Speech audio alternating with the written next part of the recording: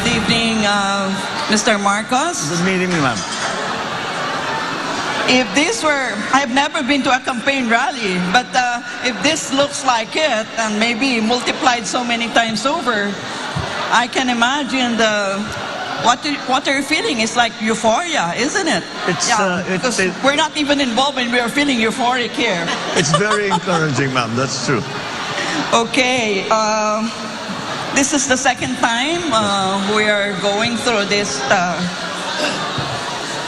But this time it will be banter.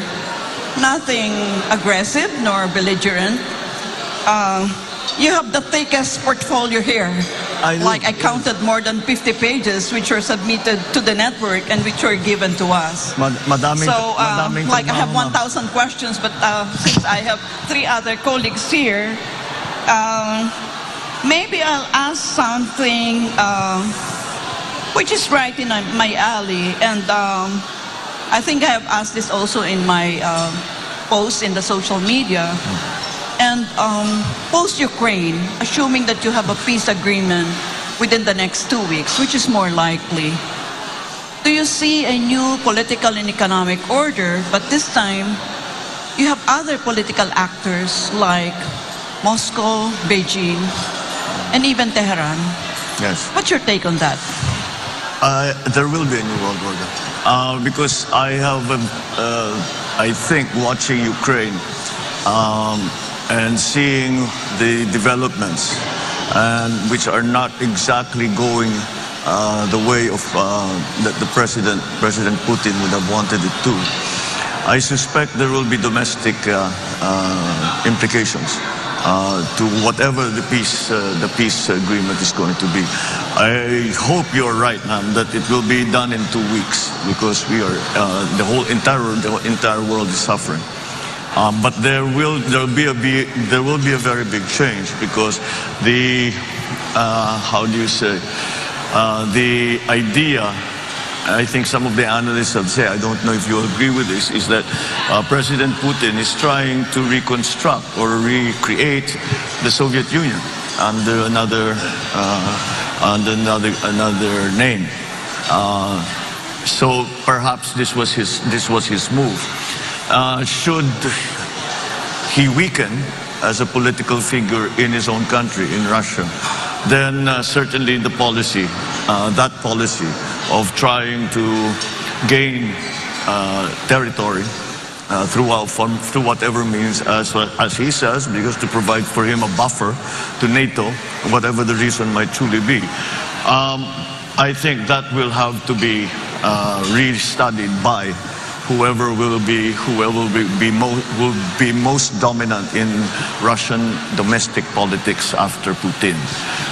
So yes, I believe there will be a new world order, and I think I am certain that Tehran and Beijing are watching very, very closely what will happen to Ukraine. There will be a geopolitical balance of power. It also depends on what the reaction of the EU and the United States will be. I think the United States we can predict fairly accurately.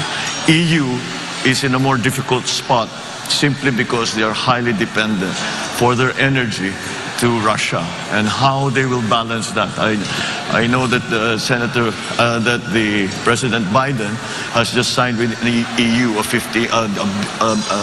a deal to supply from the United States and from other countries 15 billion tons of gas, which will cover some of the needs of the EU. But again, that's not something that can instantly be made, to instantly be applied. There will be a transition period, because it is a very large economic infrastructure that has been developed for Europe to take advantage of the gas supplies out of Russia.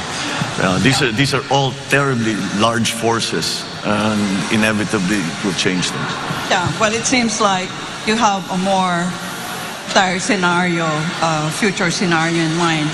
But what I have used really is from a content analytical perspective, using events data analysis, meaning I'm paying attention to the verbs being used by the negotiators and and this is not Pollyannish, by the way, Mr. Marcos. It's just that I feel that Putin will not allow the conflict to spill over. It will encapsulate within the Ukraine conflict area.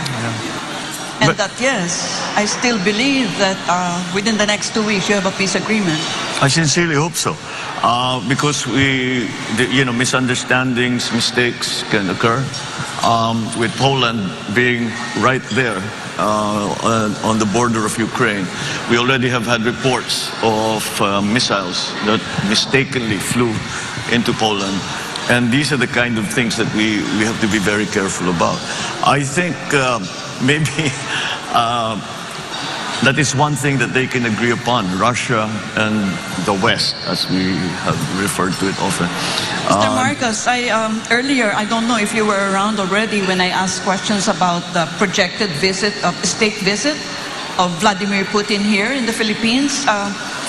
Because the Duterte administration has only so many more breaths to take before the end of their regime, of their tenure. When you become president, will he honor that invitation that Duterte had given to him to do a state visit? Not just a visit, a state visit. Well, certainly. Why not? We have diplomatic relations with Moscow. We should continue to honor that agreement that we have with Russia. And we must continue to, again, cultivate the relationships that are beneficial to the country. And it's not, as long as we make our position very clear that self-determination is an important principle as far as the Philippines is concerned. And in that context, then we can still speak on many other subjects with Russia. Yeah, so that means you are not telegraphing something to the United States of America by welcoming Vladimir Putin in a state visit. It need not be Russia or Vladimir Putin, any country.